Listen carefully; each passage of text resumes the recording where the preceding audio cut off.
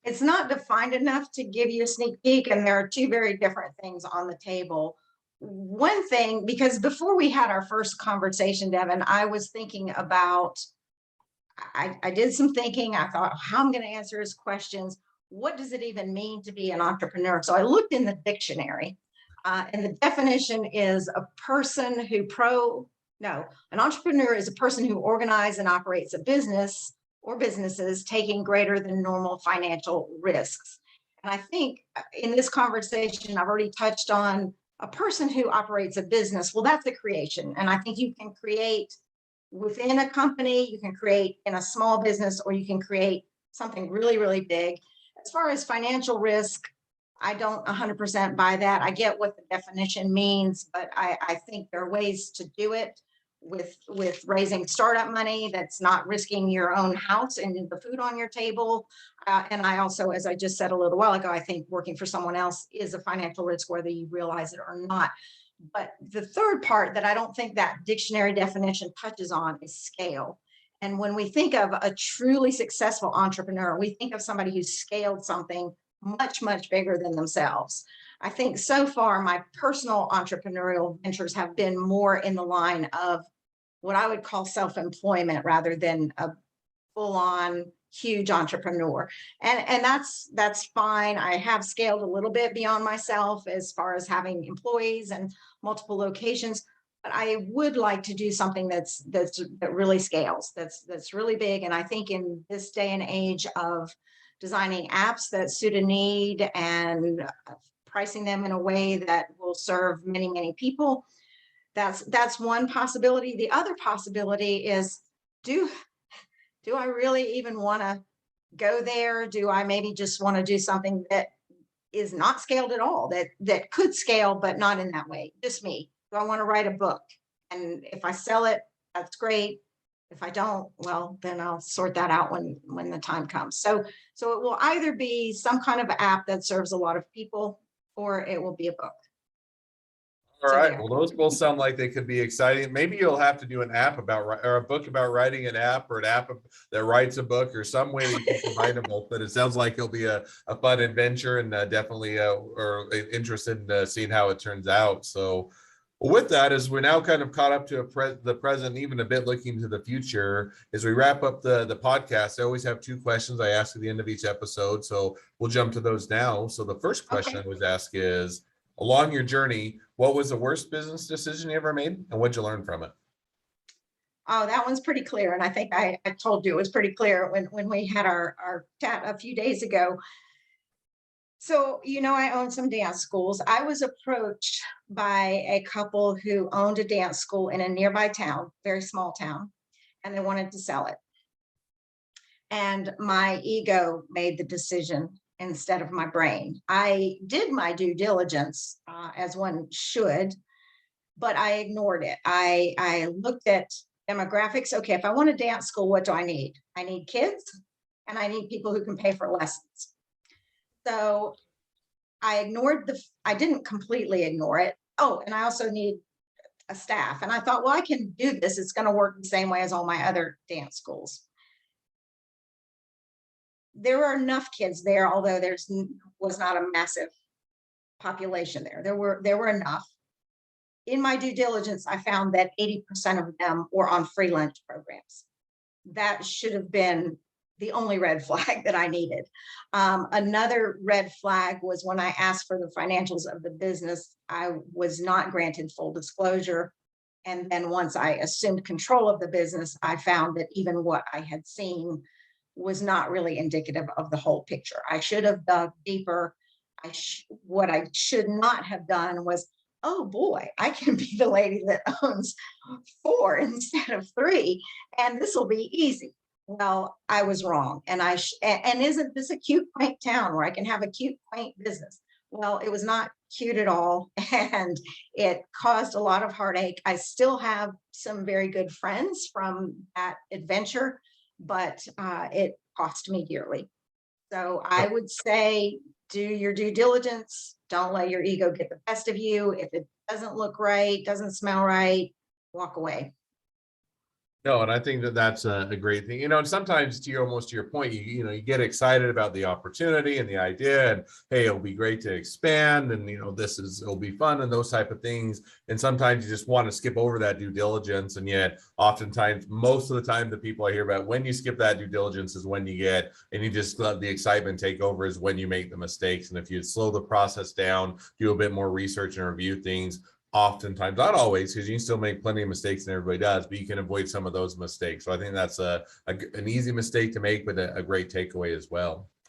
Second question I always ask is, along your journey, or sorry, not along your journey, but if you're talking to somebody that's going on their journey and they were getting ready to start doing, or they're just getting into a startup or a small business, what'd be the one piece of advice you'd give them? I would tell them to be cautiously fearless. I would tell them that there is nothing stopping them. They have as much right, as much ability to do this as anyone else. I've met some people that maybe their IQ isn't the highest, maybe their family doesn't have the most money, but they were just determined and they did it. People will help you if you ask for help. Don't be afraid to get advice. Don't be afraid to listen to good advice. Sometimes you have to go in your own corner and plan. Other times you have to listen and ask. And where there's a will, there's a way. No, and I think that that's a lot of great takeaways. And I think the one that a lot of times is people are shy or bashful or otherwise don't want to ask for advice. They don't want to impose on others or something along that nature. And yet most time people are fairly willing to help you. They want you to succeed. And if there's an ability that doesn't cost them tons and tons of time and money, but they can help along the way and give a bit of advice or direction or guidance, they're definitely willing to do so. So I think that's a great takeaway to make sure to ask for that advice and that help as you go along your journey. So well, if people want to reach out to you, if they want to contact you, they want to be a customer, they want to be a client, they want to be an employee of your next venture, whether it's a book or an app, they want to be an investor of your next venture, whether it's a book or an app, they want to be your next best friend, any or all of the above, what's the best way to reach you, contact you, find out more? I am on LinkedIn, Carol Bettencourt, and I am available at my email, carol.bettencourt.cb@gmail.com.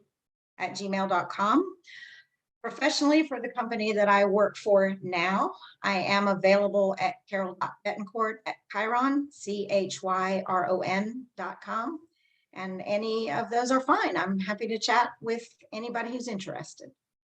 All right. Well, I definitely encourage people to reach out, contact you, find out more, and get involved with your next venture if or when it comes about. And in the meantime, check or work out with the current company you're doing. So, well, thank you again for coming on the podcast. It's been it's been a pleasure. Now, for all of you that are listeners, and if you have your own journey to tell, we'd love to share your journey. So feel free to go to inventiveguest.com, apply to be on the show. A couple more things as listeners, make sure to click subscribe, share, and leave us a review, because we want to make sure that everyone finds out about all these awesome episodes and these great journeys, because we want to make sure to help as many entrepreneurs and startups as we can. And in that note, if you ever need help with your patents or trademarks or anything else with your intellectual property or your business, feel free to go to strategymeeting.com, grab some time with us to chat.